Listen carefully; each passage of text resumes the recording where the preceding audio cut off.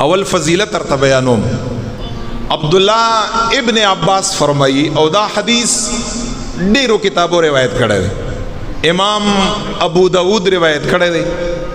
ابن ماجہ په صحیح ستو کې هغه روایت کړی دی، امام حاکم په مستدرک کې روایت کړی دی، او امام دیلمی په مسند فردوس کې روایت کړی دی.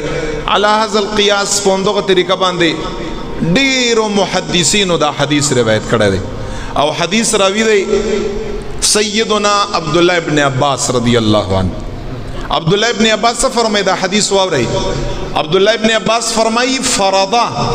لفظ زکا دا یاد لرے بعضی فقہاو پنیز باندے صدقی فطر فرض دا، واجب خو ټولو پنیز دا. بعضی علماء فرمائی صدقی فطر فرض دا، او دا اغوی دلیل دا دی چې عبداللہ ابن عباس رضی اللہ عنہ پا حدیث کے پیغمبر علیہ السلام لفظ ذکر کڑا دے فرضا. عبداللہ ابن عباس فرمائی فرضا رسول اللہ صلی اللہ علیہ وسلم زکاة الفطر،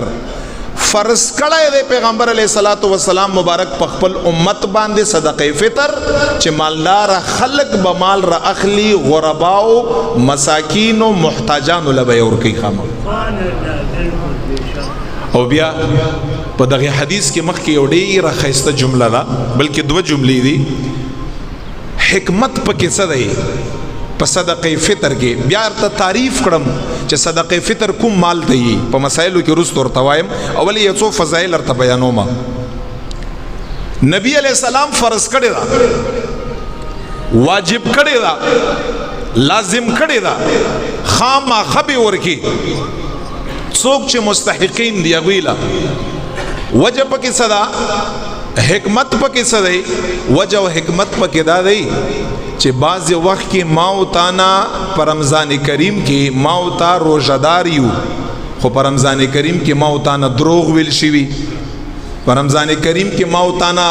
بد رد غصہ کنزل غیبت چغلخوری داسې نورې کمزورۍ ماو تانا شوی. نو پیغمبر علیہ السلام مبارک په حدیث کې فرمائی چې صدقه فطر فرض دا، لازم دا،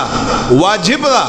یا رسول اللہ صلی اللہ علیہ وسلم ولی فرض دا؟ نبی علیہ السلام یا دا وجہ بیان کړي ځکه فرض دا طهرتن للصائم من اللغو والرفث. پیغمبر علیہ السلام فرمائی ځکه فرض دا چې صدقه فطر په وجه باندې کچرته په رمضان کریم کې چا زبان نا غیبت دروغ گالم گلوچ کنزلی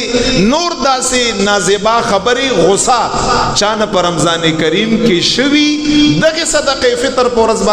وجہ باندے با رب لا یزال اگر طول کوتا ہے سائم روزدار تا معاف دلتا. امام المحدثین ارتی وکیع ابن جراح رحمت اللہ تعالی علیہ یو خبری لکلی دا، ډیره ښایسته خبرې لیکلې ده. د حدیث نه لاندې وکیع دا تابعی دی، ډیر لوی صاحب دی، امام المحدثین ورته هغه یې ډیره ښایسته خبرې لیکلې. هغه یې وی چې رمضان کریم روزو دپاره صدقه فطر داسې ده لگا په مونځ کې چې انسان نه کوتاهي وشي او په آخر کې انسان سجده سهو وکړي. پس سجدہ سہوہ باندے پا فرضوں کی تاخیر انسان نراشی یا انسان نواجب پاتی شی سہون خطاً ماو پتا باندے پا شریعت کی سجدہ سہو دا پا آخر کی پست تشہدنا چھ ماو تا سجدہ سہو اکڑو آغا کوتاہی دمانزا چھ یا پا فرضوں کی راغلے دا پا تاخیر سرا یا پا واجبو کی راغلی دا نو ماوستا آغا کوتاہی پا سجدہ صاحب باندے پورشی. نو امام المحدثین وکی بن جراح فرمائی ویچے صدقہ فطرم رمضان کریم دا پارا پا مثل دا سجدہ صاحب دا چی کمی کوتاہی کمی کمزوری کمی کنزلی یا دروغ یا غیبت یا چغلخوری یا غصہ یا بحث مباحثہ یا دا سے نازیبا خبری ماوتا نشوی دی او ماوتا صدقہ فطر ادا کړه نبی علیہ السلام فرمای طهرتن للصائم صدقه فطر پاکواله دی روزدار د پاره من اللغو والرفث د چټي خبرونه د کنزلونه د بد ردونه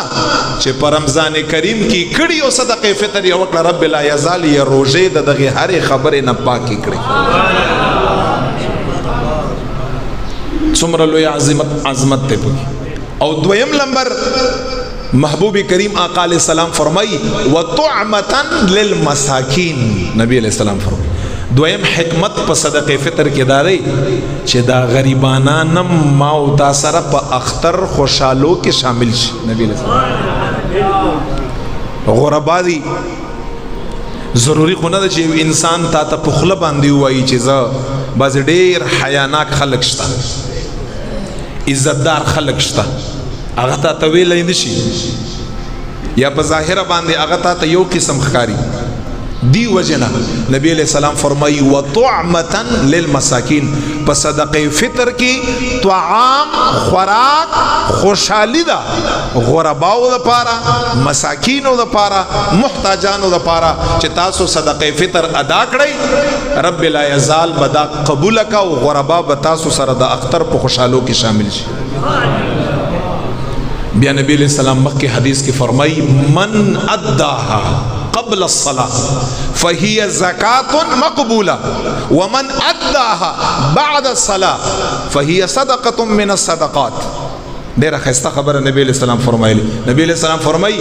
چا د اختر منځ نه مخکې ادا کړه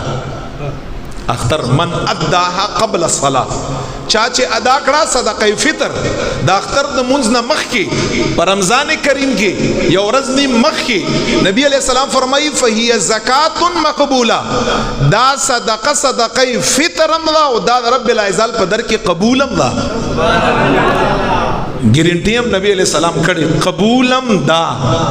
ومن اداها بعد الصلاه وهي صدقه من الصدقات او نبی علیہ السلام فرمایي چا د اختر منځ نه پس ادا کړه بس دا یو صدقه ده نو بس یو صدقه ده یعنی نور صدقو په شانتا یو صدقه یعنی نبی علیہ الصلوۃ والسلام زکات مقبول لفظ اور سره نه ویلای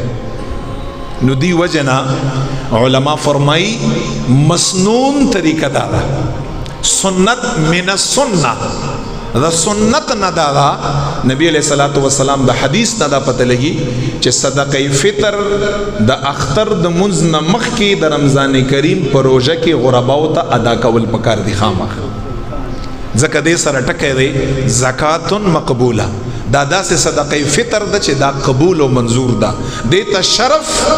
د قبولیت حاصل دی دا د رب لا یزال د رضا د حصول لایق ده جوګا ده په دې باندې بخامخه رضای الهی درته